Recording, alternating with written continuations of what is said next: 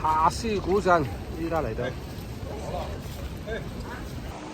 依家行下，行到呢度有幾有特色嘅一個小鎮夏思。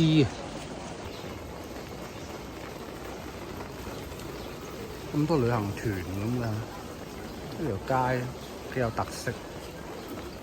酸湯魚漢堡好有名嘅，喺貴州，周圍都酸湯魚嘅。多久啦？呢度開始步行啦，都係呢啲咁嘅鼓樓，旅遊車都有。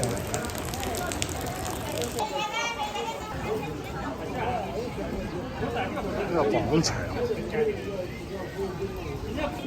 木樓啊！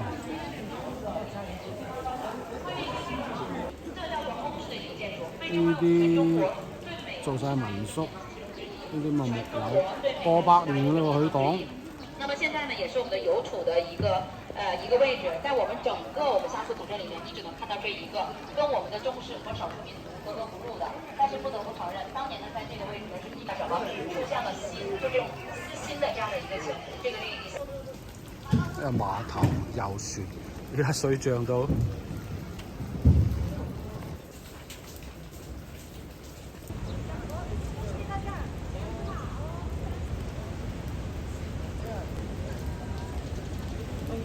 哇！呢度精彩啊！依家水漲，依家落位你睇下佢，好似戶口瀑布咁啊，誇張到，犀利啊！呢幾日大水啊，原先啲水咧就綠色嘅，而家變咗黃色啊！攞成個星期雨啊，犀利！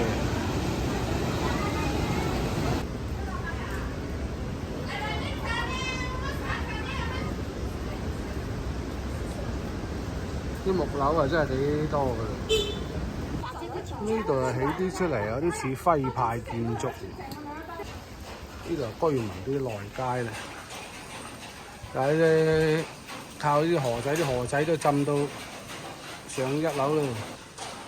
啲居民。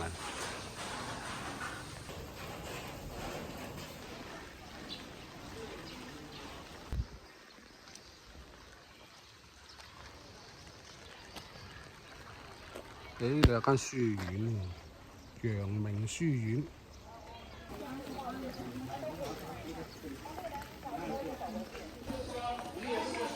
陽明書院係咩料啊？百度一下啦要。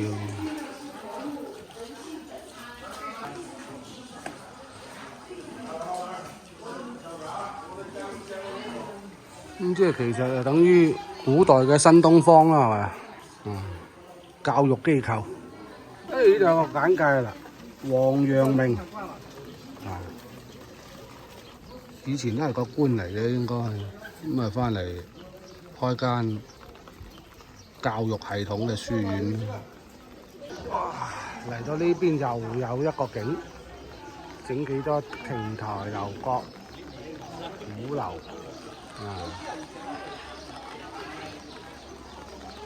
嗰個係乜水嚟嘅？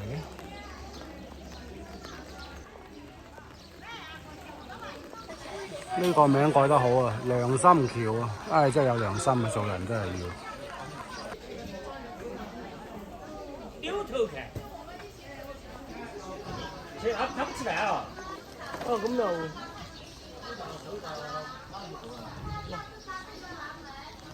係啊，廣東會館有咩睇入邊？就係咁㗎，一個個箱咁㗎，一個個箱，不過都冇開嘅。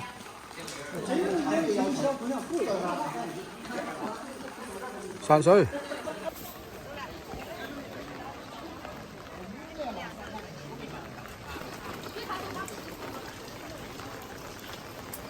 路經過帶皮黃牛肉，25蚊一斤。